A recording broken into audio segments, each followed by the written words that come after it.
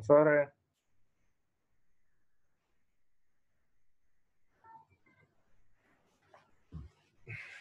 Sore, Bapak-Bapak.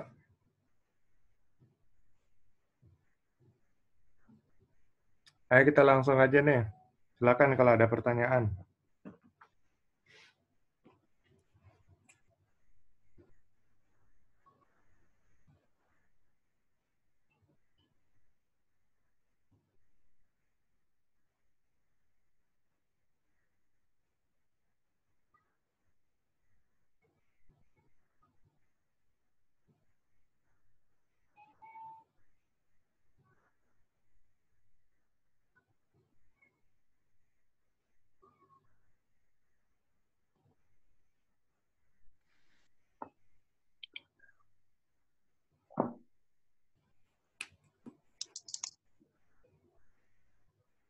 Ya, selamat sore Pak Mario sama Pak Sore. Rafki.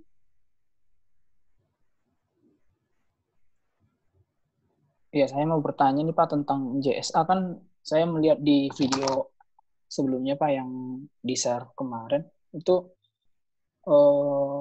video awal-awal itu banyak yang istilahnya yang susah dalam interviewnya itu menjawab tentang JSA. Biasanya kekeliruan mereka di JSA itu tentang apa ya Pak?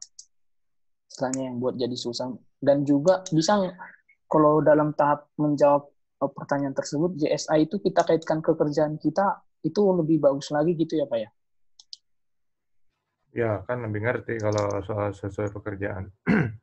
Nah, kebanyakan sih mereka kalau disuruh coba bikin JSA, mereka nggak bisa gitu.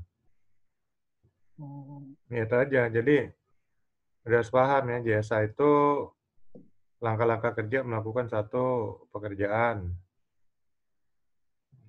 Jadi, kita buatlah langkah-langkahnya. Nah, nanti dari tiap langkah itu kita identifikasi bahayanya apa nih di langkah ini. Kemudian baru pengendaliannya apa. Nah, kalau JSA di POP sederhana gitu aja. Kalau JSA di migas kan nanti ada bahaya, sumber bahaya, resiko, skala resiko, pengendalian resiko, resiko sisa, pengendalian resiko sisa. Jadi banyak. Tapi kalau di tambang sebenarnya sederhana. Jadi kalau mau JSA tambang untuk risiko sisa nggak perlu kan?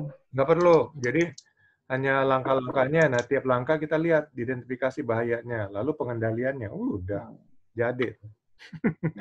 Ini sebenarnya gampang banget. Ya, Pak. Iya.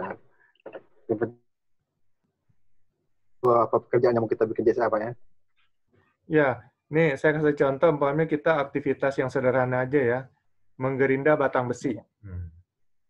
Jadi kita mau gerinda batang besi. Nah, langkah-langkahnya, ambil batang besi, gerinda batang besi, kemudian letakkan batang besi yang sudah digerinda di tempat yang sudah ditentukan. Udah. Nah, lalu bahayanya waktu ngambil batang besi, ya mungkin batang besi itu ada bagian-bagian tajam, jadi jangan sampai terluka tangan kita. Kita pengendaliannya pakai sarung tangan katun. Kemudian waktu ngambil besi, mungkin aja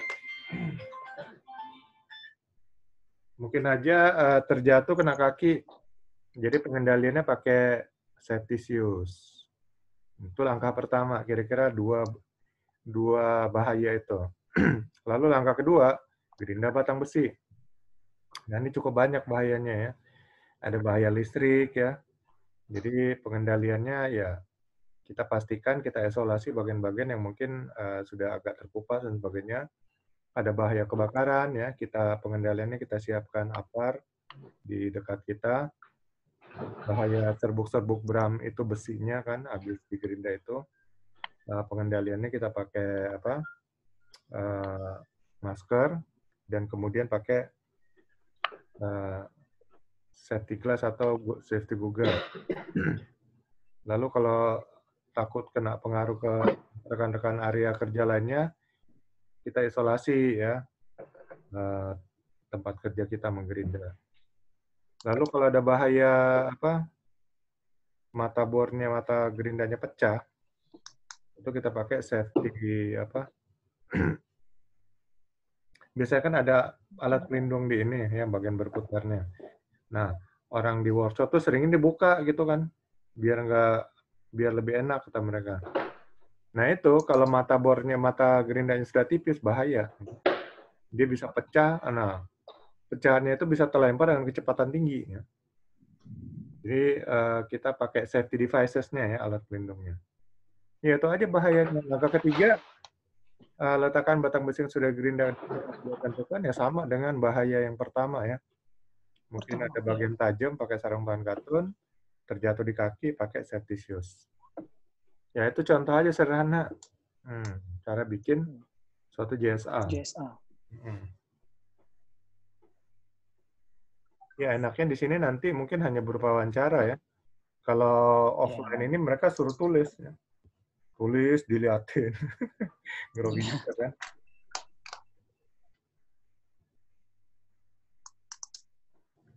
Oke, ada pertanyaan? Pak Raffi.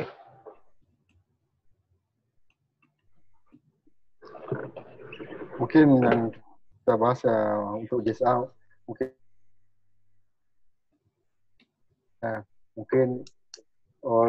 lebih ke masalah peraturan perundang-undangan Pak yang sering kita abaikan Pak ya.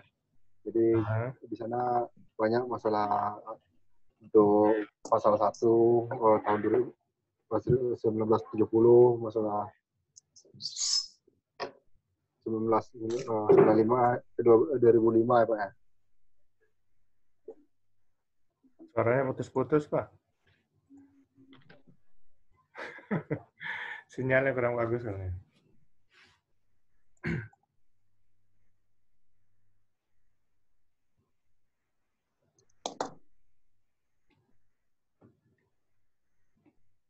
Gangguan sinyal tadi Pak Raffi. Enggak Pak. Ya, gambarnya. Mungkin yang perlu kita bahas Pak masalah Undang-Undang Minerba Pak ya atau PP nomor 19 tahun 1973 Pak ya. Terus masalah Permen tahun 26 tahun 2018 Pak ya. Di sini kan banyak mengacu kepada K3 Pak ya. Ya. Ya, kebanyakan keselamatan pertambangan yang dimaksudnya. Sore Pak Apri.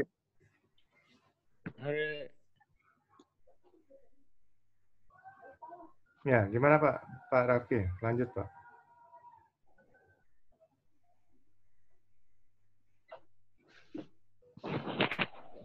Nah, jadi kalau Permen 26 tahun 2018 itu kaidah pertambangan yang baik. Ya, yang baik itu maksudnya mutu ya untuk meningkatkan produktivitas. Yang baik itu ya melindungi perlindungan lingkungan. Lalu yang baik itu proteksi keselamatan untuk para pekerja dan peralatannya. Itu kaidah pertambangan yang baik. Jadi dari Permen 26 2018 nanti juklak juknisnya di Kemen 1827 itu detail, lebih mendetil ya. Tinggal dipelajari aja.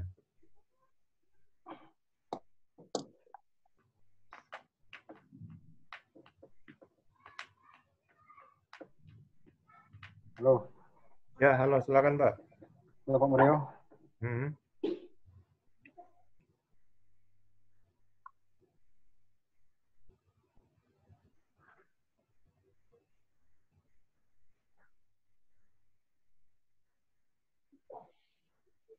Oke, Pak Apri ada yang mau tanya?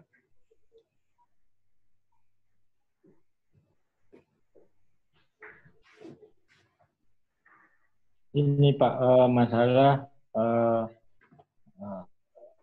work permit. Work permit itu kalau di migas kan banyak tuh Pak. Contohnya working at height atau working at containment space, ruang terbatas. Kalau di tambang itu sendiri, saya cuma nggak tahu nih, kawan-kawan. Saya cuma tahu permit doang Pak. Permit sama kimper. Sama aja. Sama aja, itu aja memang ditambang Pak. Masalah nggak dipecah-pecah. Kan istilahnya beda-beda.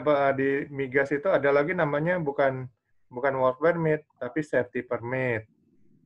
Ada yang bilang izin kerja, ada yang bilang SIKA. Di Pertamina istilahnya SIKA ya, surat izin kerja. Sebenarnya sama aja. maksudnya izin kerja atau work permit atau SIKA atau safety permit, itu kan sebenarnya supaya pengawasannya lebih efektif. Kadang-kadang pengawas kan nggak tahu nih ada kerjaan. Kalau ada work permit, tanda tangan dulu tuh, periksa dulu. Dia langsung tahu, oh iya ada kerjaan di sana. Jadi work permit itu nyadarin pengawas, oh iya ada kerjaan. Jadi dia harus ngawasin, cek dulu aman atau enggak. Cek dulu ini kelengkapannya sudah beres belum ya? APD-nya, peralatannya sudah diperiksa dalam kondisi layak pakai atau enggak. Terus bahaya-bahayanya sudah dikendalikan atau enggak. Kalau bekerja di ruang terbatas berarti gas beracun ya, sudah ada sertifikat gas free-nya atau belum ya. Jadi pengawas tinggal minta cek udah lakukan pengendalian gas berbahaya dan beracun. Kalau sudah berarti mereka akan terbitkan sertifikat gas free. Nah, nanti orang yang ngawasin di situ akan lapor, oh sudah dilakukan, sudah dicek ya, tidak ada gas berbahaya dan beracun. Lalu lotonya ya, kalau umpamanya di tangki, itu kan ada aliran masuk zat cair atau bahan bakar atau bahan kimia. Itu sudah ditutup atau belum ya? Dan sudah diamankan atau belum?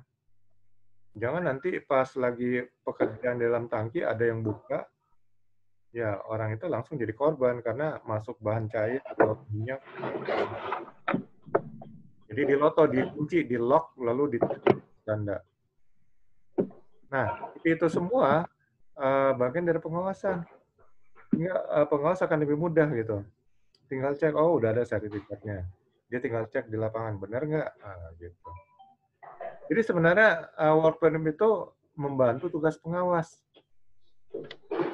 Kalau tanpa work permit kan tiba-tiba langsungan pekerjaan, pengawas datang, loh ini kok tiba-tiba ada kerjaan kayak gini, saya nggak tahu gitu. Jadi itu Pak, hanya pakai logika aja. Gimana caranya supaya pengawas ini kerja? Ya pakai work permit. Nah, jadi gini, maksud saya itu Pak, kan kalau kita ditambah kan yang ada kan simper itu kan kebanyakan untuk driver atau pengemudi ya Pak, ataupun operator. Kan? Cuma kalau di departemen maintenance kan lebih banyak pekerjaan pekerjaannya. Kalau di operation ataupun di driver itu kan palingan membawa, mengendarai, loading, unloading, dumping, ataupun evakuasi. Kalau di maintenance kan ada yang masuk ke tangki, kadang kita memperbaiki, ada atau dipecah-pecah work permit itu gimana Pak? Pecah-pecah. Atau cukup JSA aja Pak? Enggak, bukan dipecah Pak. Itu sesuai tugas, sesuai pekerjaannya. Jadi ada work permit bekerja di ketinggian, ada work permit bekerja di ruang terbatas, ada work permit bekerja dengan sumber api ya seperti mengelas, gerinda, ada work permit bekerja dengan listrik tegangan tinggi, ada work permit bekerja di air ya, dan macam-macam. Ada work permit bekerja dengan bahan kimia berbahaya. Jadi maksudnya ya masing-masing pekerjaan. Nah nanti masing-masing pekerjaan itu harus melampirkan cara melakukan pekerjaannya, itu JSA. Itu lampiran wajib.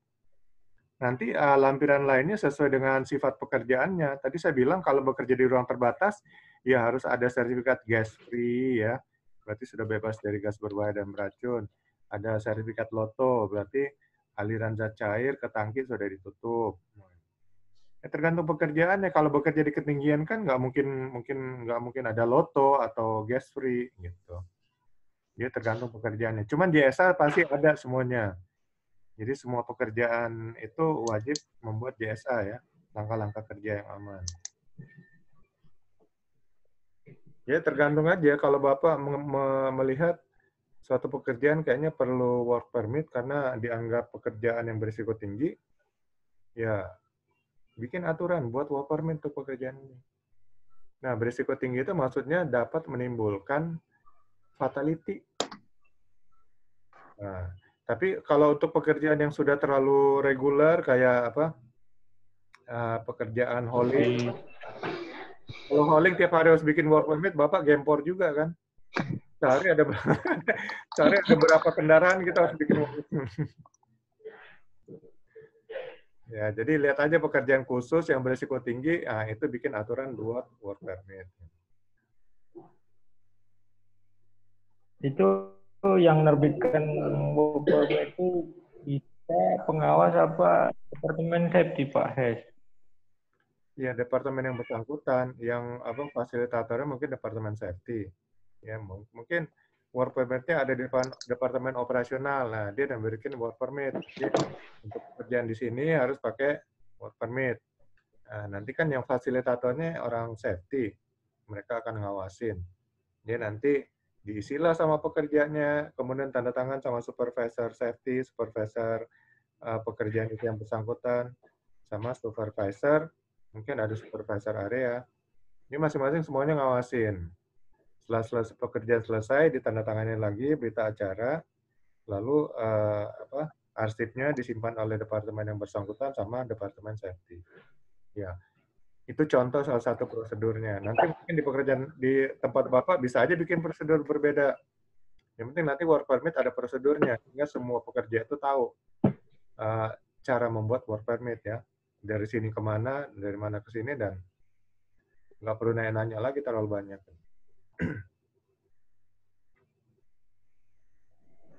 Jadi kita desain sendiri gitu maksudnya istilahnya.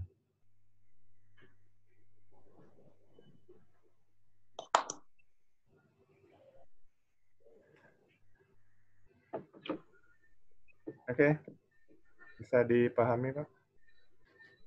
Masih bingung? Mana Pak Rafki, jangan garuk-garuk itu. Ya? Pak Rafki garuk-garuk, nanti tambah lagi.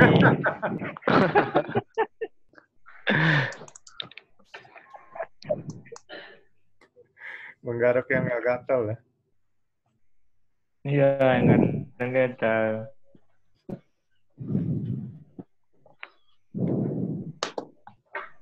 Jadi intinya kita ini mau apa sih Pak istilahnya, mau diskusi. Jadi kan ada juga di tugas selaku pengawas itu ya bukan cuma teknikal ataupun yang berbau ke arah job terus. Contohnya maintenance bukan, tapi dari ruang lingkupnya lebar, baik itu di lingkungan kerja, baik keselamatan kerja, lingkungan, sama departemen terkait ataupun tim yang lain di luar departemen dia, Pak ya. Maksudnya apa? Sorry ulang Pak. Saya nggak nangkep. Jadi tugas kita pengawas kalau yang selama ini saya lakukan nih Pak kan. Jadi pengawas itu bukan cuma teknik. Contoh kita mekanik nih, bukan cuma untuk maintenance aja. Tapi kita berhubungan juga sama departemen lain tentang koordinasi tentang alat-alat. Kan kita owner dianggaplah di suatu tempat bengkel atau workshop, kita pemilik area itu, istilahnya orang bertanggung jawab daerah situ. Terus kita melakukan audit ataupun internal kita, contoh APAR, tempat kerja kita, terus tempat limbah. Karena infonya dari tim safety, orang itu fasilitator aja. Jadi kita ikut juga inspeksi gitu Pak internal kita. Memang kayak gitu aturannya Pak? Iya, memang benar. Safety itu fasilitator ya. Jadi kalau orang pengen tahu cara kerja yang aman, mereka kasih tahu.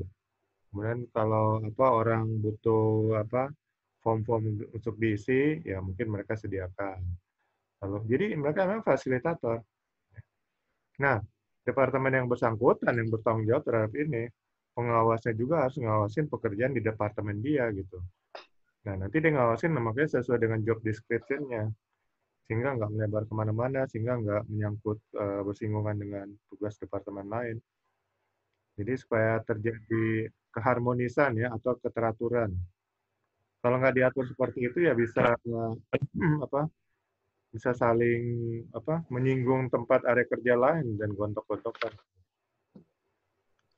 Jadi pengawas itu saya pernah dia. Silakan Bang. Soalnya dulu pernah kejadian Kak ada suatu unit kita nggak pakai fire suppression tuh di unitnya, jadi terjadi kebakaran. Terus pas kita mau ambil itu apar, kebanyakan kosong, terus nggak diinspek sama departemen safety-nya. Nah, terus dia langsung ngomong, kan Bapak yang punya area, ya Bapak yang rawat, yang jaga, Bapak tinggal lapor ke kita, gitu Pak. Ya, orang safety nggak bisa main gitu juga. Mereka juga harus ngecek juga, karena bagian tanggung jawabnya adalah mengenai safety kan. Jadi sama-sama safety itu hanya ngecek. Ini sudah dicek atau belum nih? Kalau belum ya tolong Pak dicek ini. Tapi biasanya kalau masalah apar Pak kan ada pengecekan berkalanya itu Pak, ada checklistnya per 3 bulan Pak ya. Jadi orang safety hanya ngelihat, oh ini kayaknya belum dicek, udah setahun lebih. Kasih tahu ke ininya. Berarti orang safety salah juga. Kalau dia nggak mau terima, dibilang, lo kan tugas Bapak yang ngecek.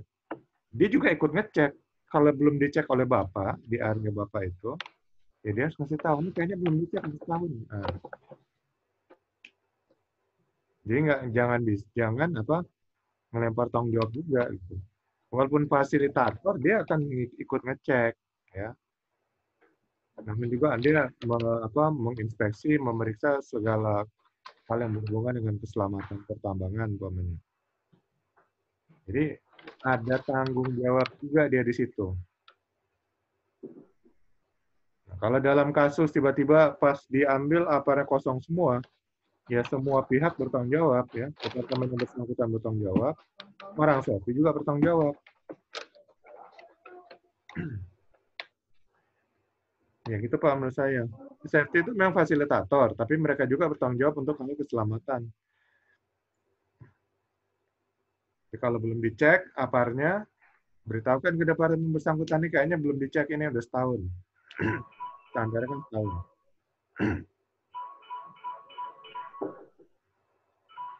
Ya itu tadi yang saya bilang diskusi tadi. Berarti kan tugas pengawas bukan cuma teknik untuk pekerjaan alat-alatnya aja atau pekerjaan mekaniknya saja. Jadi dia harus keliling area memastikan yang pertama teknisnya, yang kedua lingkungannya, yang kedua dan penyelamatnya Pak ya. Ya, jadi pengawas itu mengawasi sumber bahaya itu kan ada 5. Manusia, peralatan kerja, bahan kerja, metode kerja, lingkungan kerja. Jadi 5 ini diawasin ya. Jangan sampai salah satunya nanti bisa menimbulkan potensi bahaya. Seperti apar yang sudah setahun nggak diisi, ternyata kosong atau bahannya sudah mengeras ya, dry powder, akhirnya nggak bisa digunakan. Itu kan potensi bahaya. Begitu kita butuh, kita memadamkan api, akhirnya apinya membesar dan terjadilah kebakaran. Jadi harus diawasin semua Pak ya. Peralatan, bahan kerja, manusianya terutama. Lalu metode kerjanya, lingkungan kerjanya.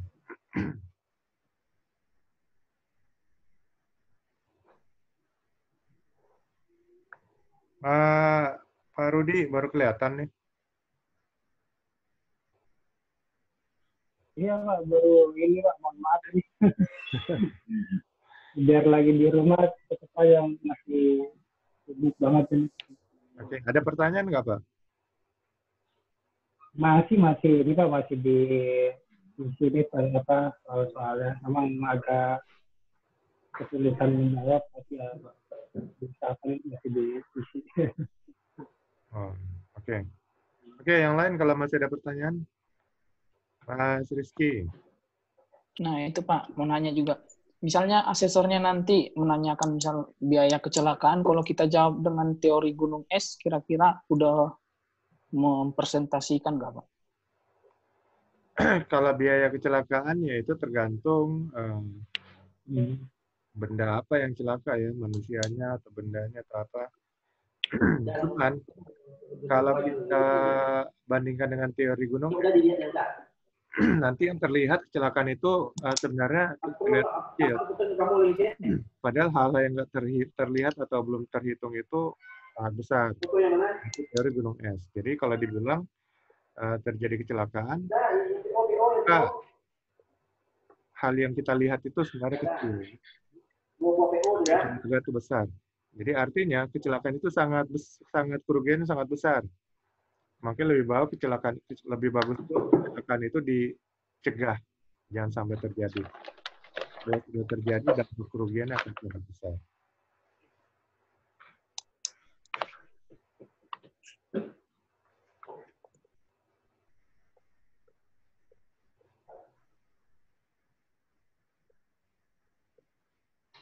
Oke, ada yang ingin tanya lagi? Di sana cuaca cerah atau hujan? Cerah ini, Pak. Cerah ya? Hujan Pak. Iya, kalau di sini juga Balikpapan hujan ya.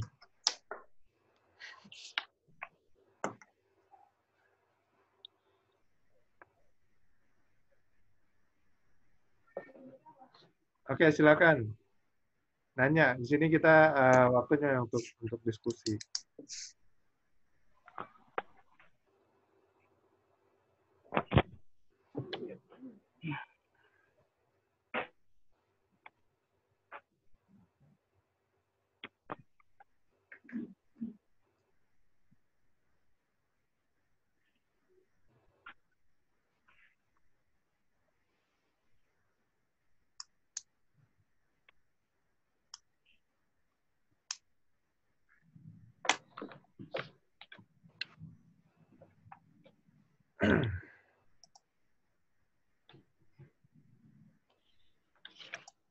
Nggak ada pertanyaan.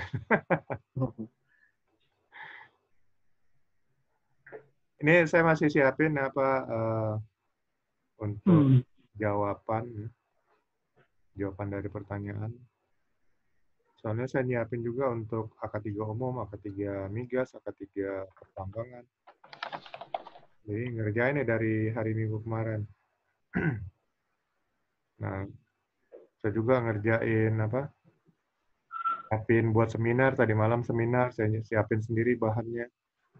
Seminar gratis. Nanti juga Kamis malam ada lagi. Jadi repot juga ya. Jaya aja sih. Tapi kalau kita dikejar-kejar seperti ini jadi stres juga.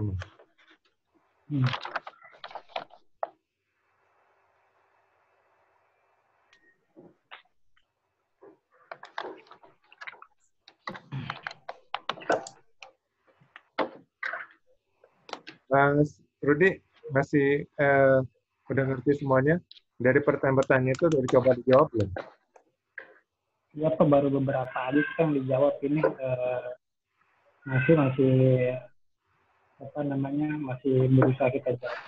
Buat latihan ya, buat latihan ya. Iya, buat latihan betul, Pak.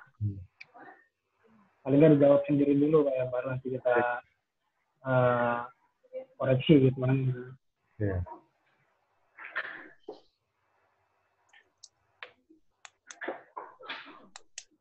Pak Raffi?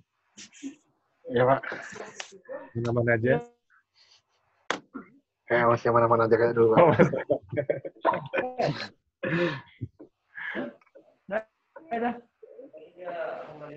Ya, tapi masih ada pertanyaan, Pak?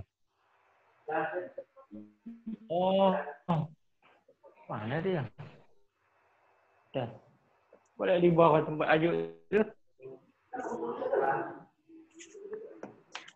Mana kerja tadi ada kulit ganti sandal dia di bawah sini. Pak Ayub warung tuh paling ini. HP-nya tinggal tempatmu.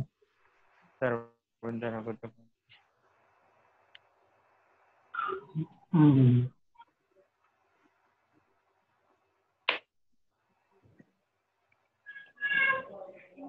Yuk.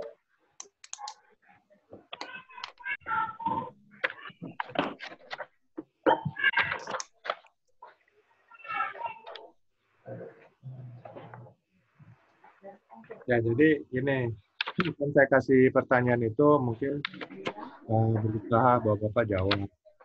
Jadi kalau ada yang susah atau kurang ngerti, nah kita bahas di sini. Gitu. Jadi,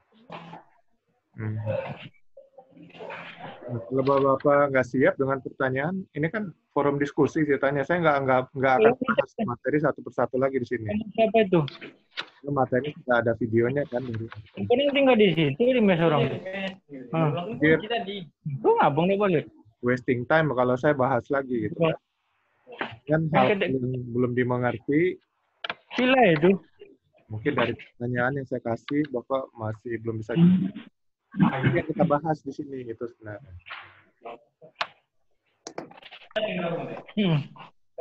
Iya. Pakai sepatu enggak?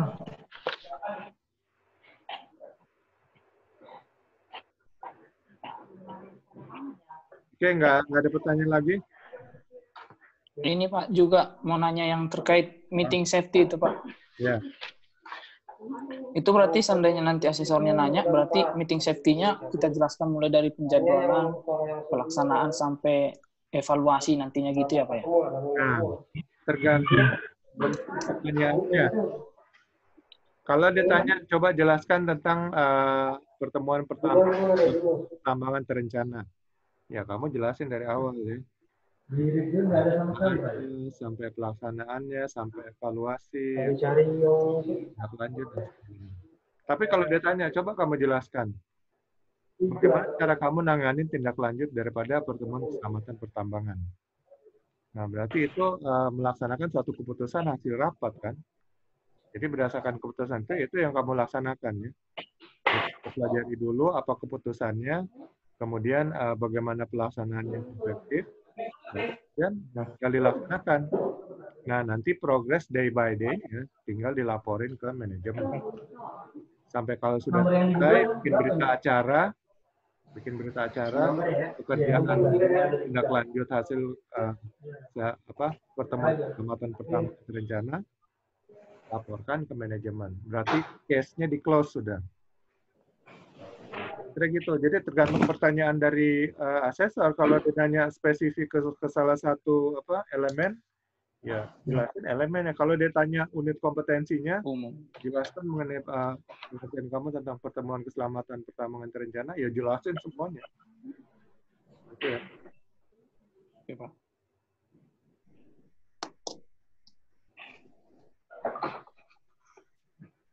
Jadi, mau tanya lagi, Pak? Ya, silakan, Pak. Kemarin saya sempat nonton videonya, cuma lagi dari Pak nggak tahu entah nyimpan renak memorinya. Karena kecelakaan tambang sama kecelakaan kerja beda di mana? Kemarin saya lihat di videonya yang dikirim di YouTube, kecelakaan tambang itu ya nggak salah kecelakaan yang terjadi di wilayah Iup ya Pak. Nah, terus kalau kecelakaan kerja itu terjadi, nah ini nggak sempat dengar ya Pak, udah ngantuk kemarin. Nah, gini, sebenarnya kecelakaan tambang itu juga kecelakaan kerja. Cuman, kalau yang dibilang namanya kecelakaan tambang, yaitu kecelakaan kerja yang terjadi di area pertambangan. Ya, ada syarat-syaratnya.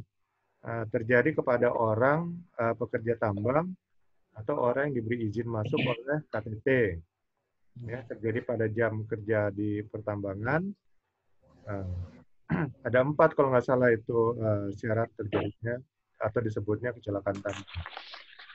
Nah, kalau terjadi di luar itu, ya, umpamanya terjadi di luar area pertambangan, walaupun dia pekerja perusahaan pertambangan, ya berarti bukan kecelakaan tambang namanya.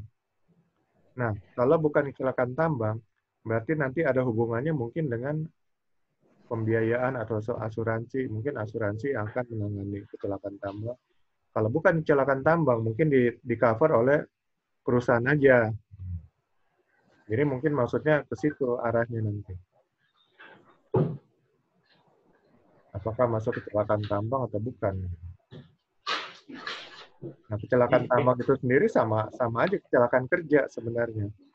Cuman kecelakaan kerja yang spesifik terjadi di area tambang dan di perusahaan pemegang IUP atau izin usaha pertambangan. Jadi untuk membuat satu eksklusivitas ya, makanya dinamakan kecelakaan tambang. Jadi bedanya Pak, kecelakaan tambang sama itu palingan tempatnya aja Pak ya? Jenis laporannya juga. Jadi kalau kecelakaan tambang itu lapornya ke apa? Kepala Inspektur Tambang ya, atau Dinas SDM Provinsi. Kalau kecelakaan kerja itu lapornya ke Dinas Tenaga Kerja Provinsi. Ya, itu aja. Atau tempat kejadian itu bisa juga berbeda. Pasti dong. Kalau namanya kecelakaan, laporannya ya tempat kejadian di mana, korbannya siapa, jam berapa, jenis luka atau apa yang diderita apa, penyebab langsung, penyebab dasar. Nah, semuanya itu harus ada.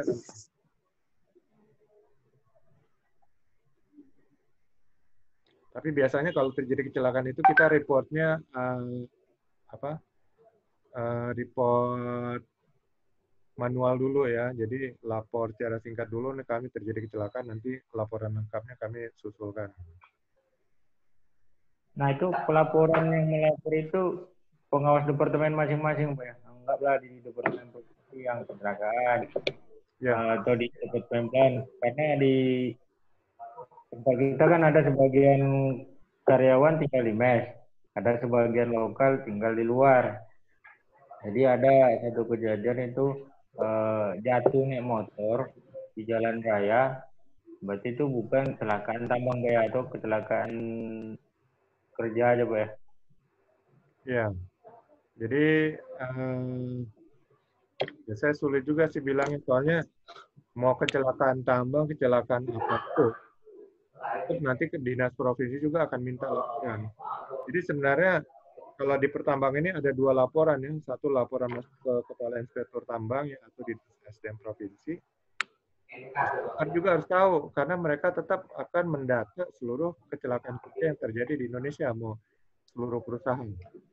Ya nanti mereka akan bikin data statistiknya. Dia harus lapor juga memang. Nah, cuman kenapa disebut kecelakaan tambang? Jadi ini nanti eksklusif berhubungan dengan kegiatan pertambangan. Karena regulasinya, peraturan perundangannya di Kepmen 187 menyatakan seperti itu.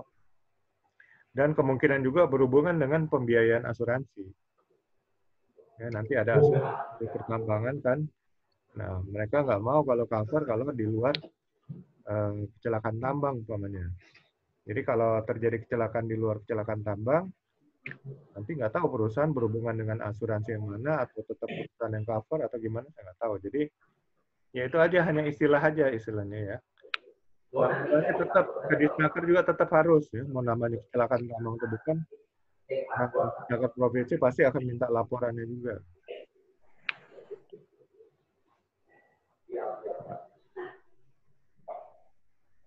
Ayo Pak Rafi, tanya Pak Rafi. Kita nyimak aja dulu Pak April. Pak Rafi mah udah kuasain dia nih, nggak berani nanya. Nanti ditahan-tahan, nanti payah.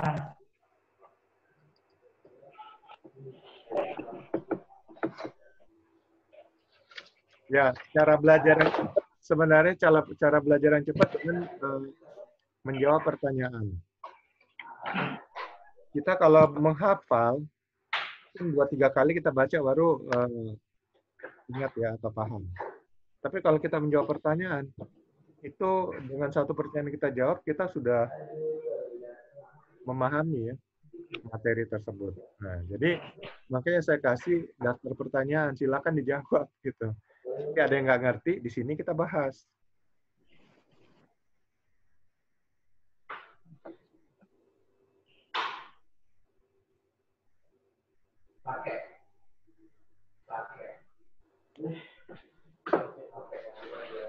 Coba tadi masalah kecelakaan kerja lagi tadi. Silakan. Apa namanya? Menginvestigasi itu caranya hampir sama kayak eksiden gitu Pak, atau? Kalau tujuan investigasi itu kan mengumpulkan data dan informasi terkait kecelakaan. Semua data, informasi dikumpulkan investigasi. Data si korban, data alat yang dipakai, ya, data kejadiannya, dari tempat kejadian dikumpulkan, lalu dari saksi-saksi mata yang melihat langsung, ya. Kalau perlu kita pakai saksi ahli, ya, untuk mengukur hal-hal teknis, biasanya saksi ahli.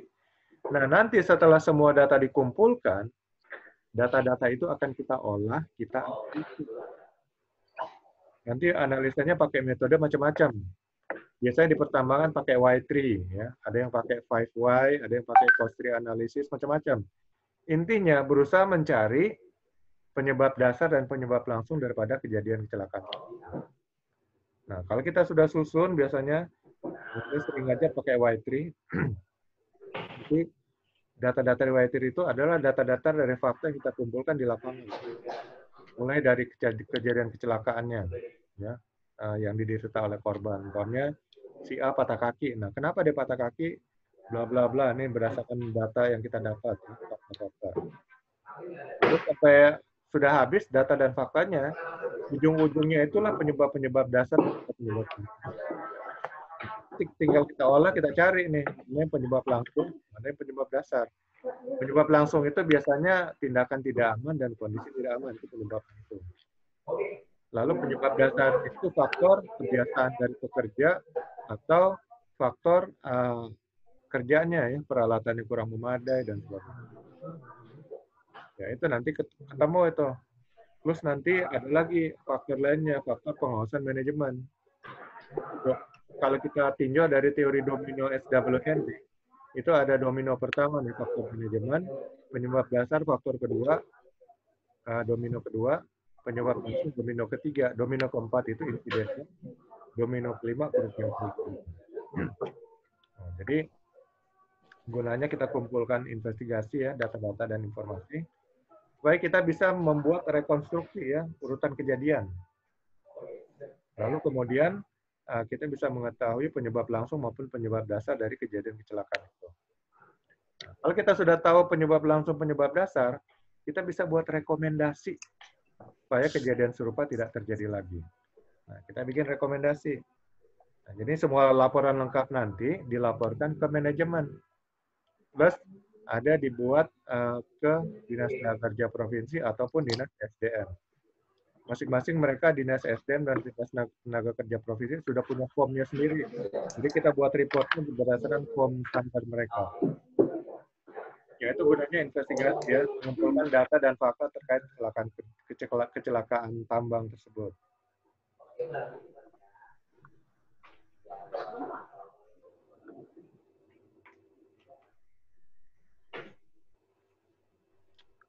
Ya, gimana, paham Pak Apri? Ya Pak. Jadi yang bersama lah kayak yang selama ini terlakukan, berarti kita tanya, kita biasa pakai sistem 3Y itu Pak. Terakhir kalau rekomendasi kan itu si fasilitator yang buat Pak kan? Ya terserah, mungkin kita lihat prosedurnya di tempat kerja Bapak. Apakah rekomendasi dibuat oleh investigator juga atau dibuat oleh yang lain? Terus.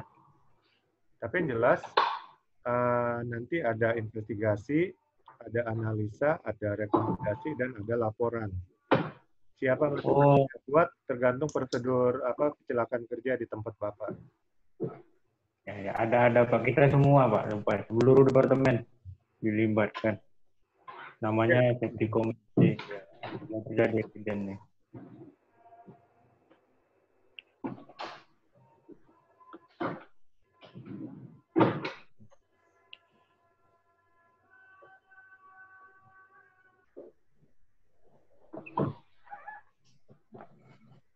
Jadi mudah-mudahan hari ini udah bisa keluar nih jadwalnya. Biasanya hari Rabu sudah dikasih tuh jadwalnya untuk uji kompetensinya. Nanti kita tunggu aja, paling lambat mungkin besok pagi. Jadwal kompetensinya hari apa ya? Hari Jumat ya, Pak? Jumat, Pak. Jumat. Iya.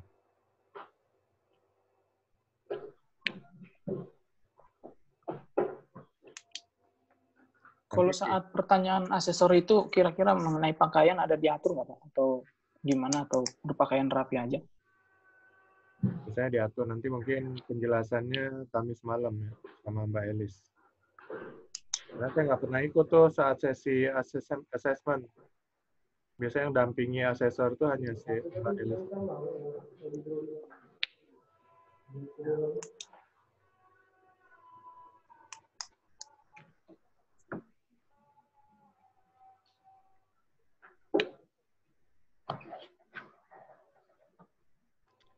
Kalau kita udah siap, ya, baca berulang-ulang, latihan menjawab pertanyaan, kayaknya akan santai aja ngadepin pertanyaan dari asesor. Cuman kalau orang nggak siap itu pasti tegang aja. Iya. Ini karena siapnya Pak, banyak kali nih kertas yang dibikin orang-orangnya.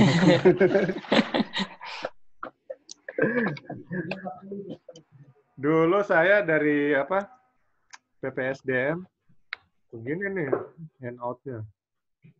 Ada saya soft copy-nya, cuman kalau saya kasih ke Bapak, mabok duluan ngelihatnya panjangnya. Kan? Ya, jadi ya saya kasih yang ringan aja gitu.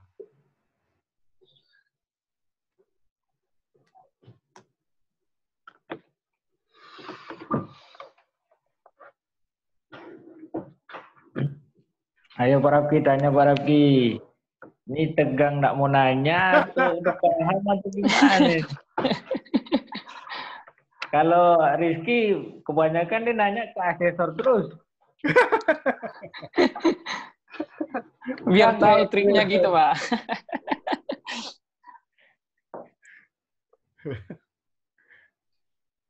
Biar benar-benar 100% ready. Amin.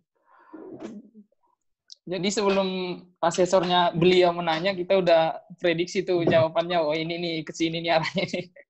Oh, jadi asesornya orang Medan juga nanti, Mas Rizky. Oh, Horas iya. Bah, ini ya. Marga harus kita abang.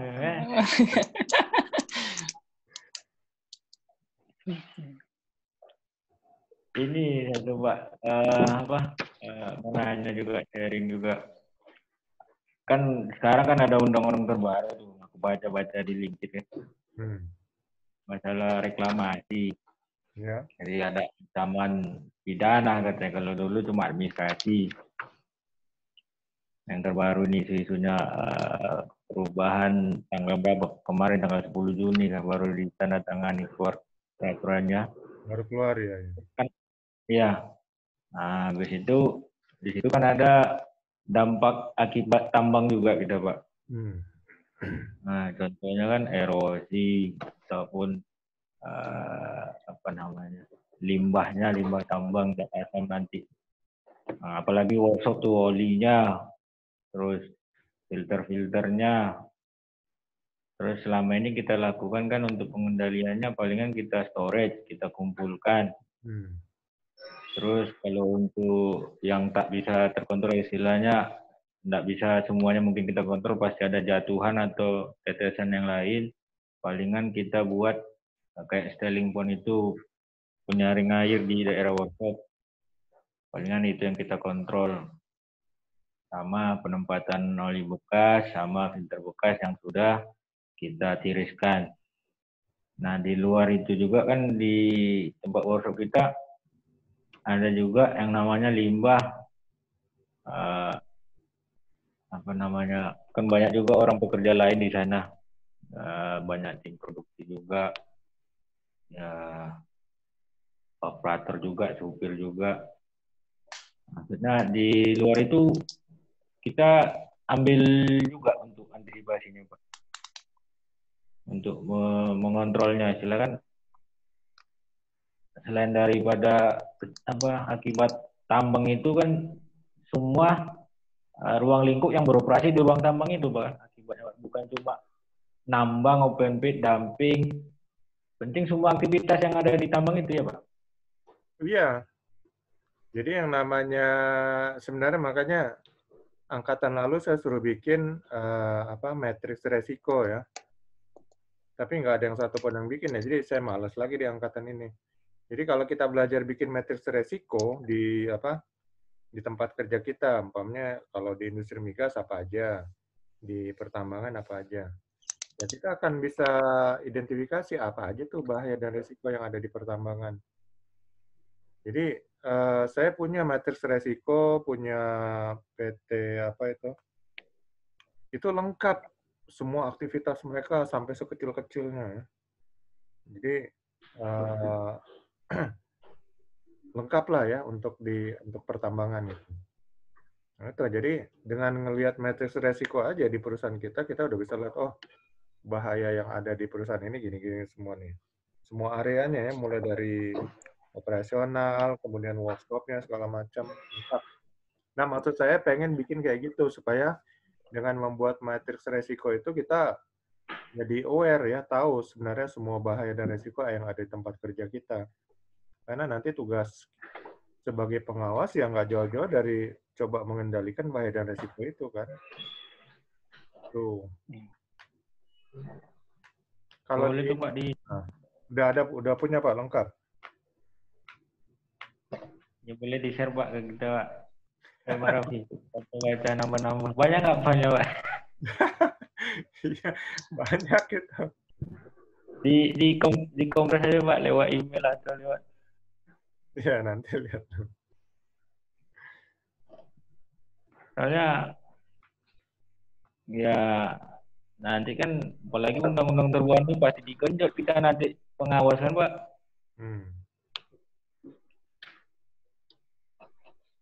Ini mau nanya lagi nih Pak masalah pengendalian limbah Pak ya. Untuk pengelolaan limbah ini Pak ya. Bagaimana cara kita pelaporannya Pak untuk ke dinas dinas K3 LH untuk pelaporannya Pak? Ya sesuai dengan format dari dinas Dinas Lingkungan Hidupnya aja, DLH ya. Jadi kan ada format laporan untuk UKL UPL. Nah, itu yang laporan berkala mengenai pengelolaan limbah dan lingkungan hidup. Ada Pak, nanti kerjasama aja sama DLH-nya, Dinas Lingkungan Hidup. Terus yang melapor itu biasanya pengawas atau dari safety-nya Pak? Atau Invero-nya? Ya, kalau nama lingkungan ya orang Invero lah. Tapi ya tergantung prosedur kembali di perusahaan masing-masing. Ada perusahaan yang lapornya orang HRD, ya kan? Iya. Tergantung kebijakan perusahaan ya Pak ya. Makanya kalau saya langsung bilang, yang harus ini, yang ini ya. Salah saya kalau itu tergantung internal perusahaan aja. Ya, soalnya pernah dulu ya baca-baca lowongan kerja ada di situ diterima HRD garing lebih disukai POP Pak. Betul juga Pak. Iya, ada Pak. Udah paham gitu ya mengenai pertambangan gitu. Ya kan kalau kita mau bikin iklan ya gimana caranya kita nyari HRD yang sudah mengerti pertambangan ya berarti sudah memiliki POP kan.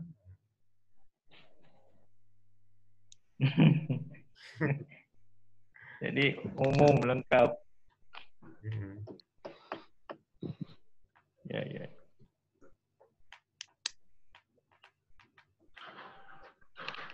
Ya, di tempat kita sih udah secara udah lengkap juga. Susunan organisasinya orang Enviro ada, orang safety patrol ada, ya pengawas sudah ada, KTT ada, dan lengkap juga. Cuma ya secara struktur lengkap, fasilitas nggak ada penunjang. Sama upgrade yang kemarin. Jadi makanya ya kita amankan di lingkungan kita dulu aja. Di ruang tanggung jawab kita, jangan terlalu maju ke depan nanti ya Pak Raffi.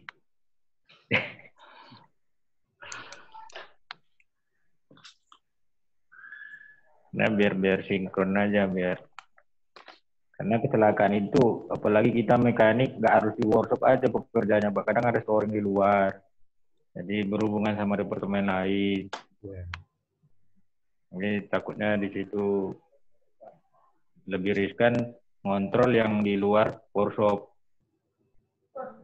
Karena di luar workshop dia berhubungan sama orang lain. Yang kedua, pengawas di sana harus kita koordinasikan juga.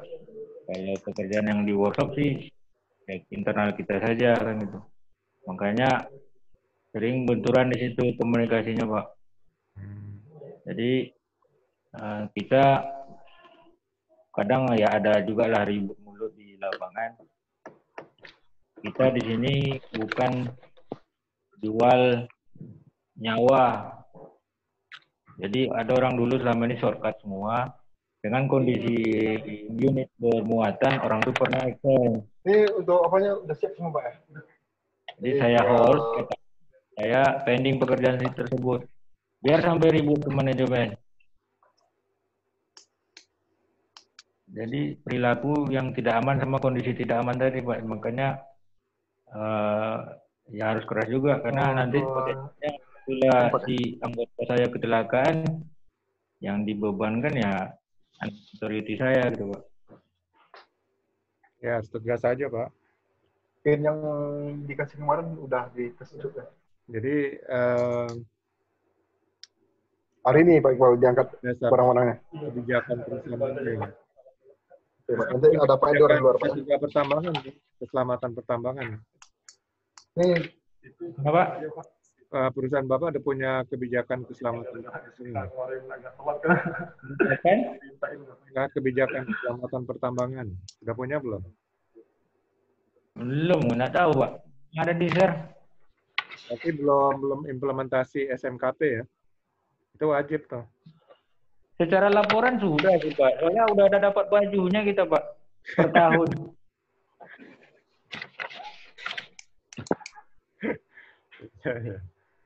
Ini bajunya, Pak. Dapat kita, Pak. Nggak tahu. Bulan ketiga ya. Aduh, sorry. Bulan ketiga sudah dapat.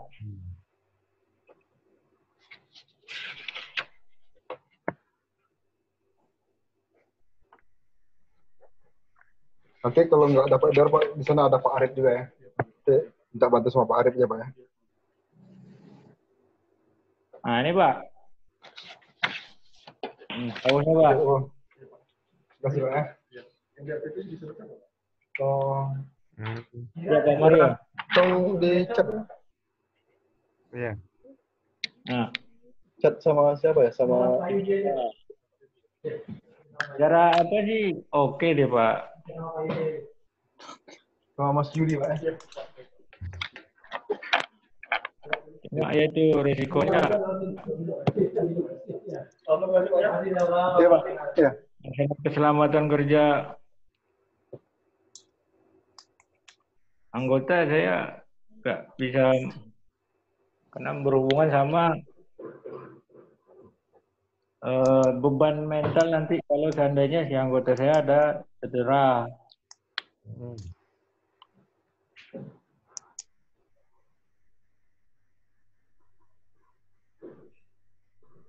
Jadi palingan pendekatannya ya harus kita ya agak keras dikit, Pak, di lawangan. Keras.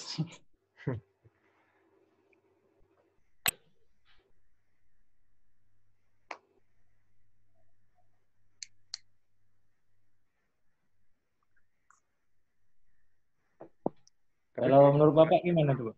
Ya? Kalau menurut Bapak, Pak Maria? Ya, kalau sudah implementasi SMKP harusnya sudah bagus dong, apa mengenai konsep keselamatan pertambangannya. Karena berarti sudah diterapkan semua yang ada di SMKP kan.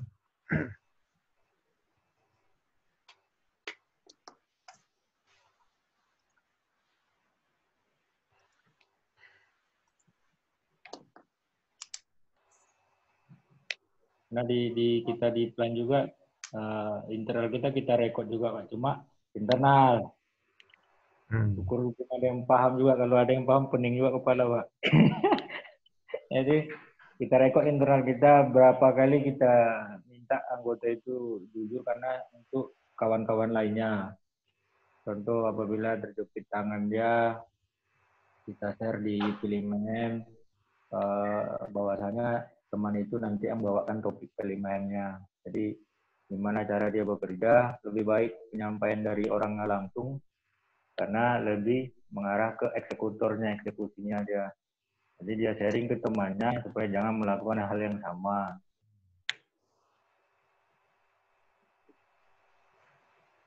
Ya, bagus tuh Pak konsepnya. Safety Talk lancar juga ya? Lancar Pak, wajib. Awalnya sih susah ngajaknya Pak. Kayak narik kambing ke air.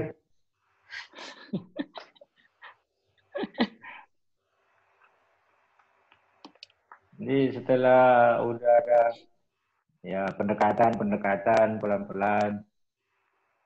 Awalnya sih safety talk itu kita anggap ajang silaturahmi dulu. Karena background di tempat kita dulu masih koboi Pak.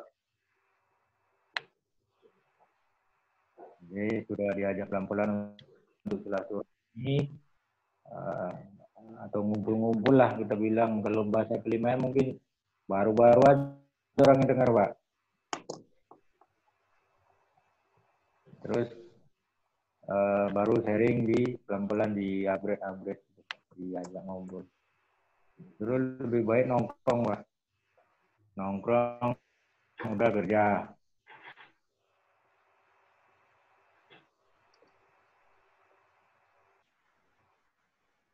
Jadi ada Pak Rafi di ujung sana, ada rajin juga kayaknya Pilimen dulu. Pak Rafi.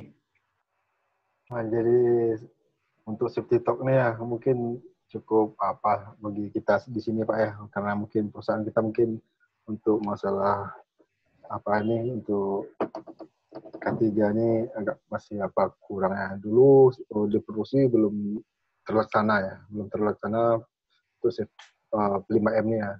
Setelah melihat kita di setiap hari melakukan 5M, sekarang seluruh departemen sudah melakukan setiap awal shift itu kita melakukan briefing 5M atau safety meeting ya untuk membahas masalah keselamatan kerja Pak ya. Jadi sudah boleh ada perubahan Pak. Jadi kita perlahan Pak merubahnya itu yang lebih baik Pak. Budaya aja Pak. Kalau dilakukan sehari-hari kan lama-lama jadi suatu budaya. Mudah-mudahan jadi satu kebudayaan Pak ya. Iya. Oke. Awalnya sih ya gimana Pak? Awalnya sih lihat track record meeting dulu Pak. Jadi kenapa kok di accident nggak pernah kecelakaan kerja. Sementara resiko paling besar di sana. Di produksi palingan loading, unloading, dumping. Lah kok banyak trennya. Dilihat absensi Pilimen kita sering. Terakhir ya terbuka pimpinan manajemen, ketok palu wajib semuanya Pilimen tanpa terkecuali. Kalau nggak SP1 baru deh Pak. Ya tetap harus top manajemen turun. Jadi sekarang semua sistem top manajemen harus turun sendiri. Oke, baik. Masih ada pertanyaan terkait ini materi POP? Besok masih ada kita bisa usahakan mudah-mudahan untuk jawaban pertanyaan-pertanyaannya bisa malam ini. Jadi pagi bisa di-share, bisa dibaca-baca sedikit ya. Supaya bahan tambahan buat saat uji kompetensi ya. Dan ya pelajari lagi materinya, belajar lagi mengenai pertanyaan-pertanyaannya dijawab untuk memperlancar nanti pas saat uji kompetensi. Dan kalau besok masih ada yang kurang ngerti, ya kita diskusi lagi ya. Oke, Bapak-Bapak, terima kasih banyak atas waktunya pada hari ini. Semoga siap nanti untuk pas uji kompetensi bisa menjawab benar dan langsung lulus. Amin. Amin. Baik, terima kasih. Selamat sore. Semoga sisa hari ini menyenangkan buat kita. Amin. Selamat sore juga. Sore, Pak. Ya, oke, sore.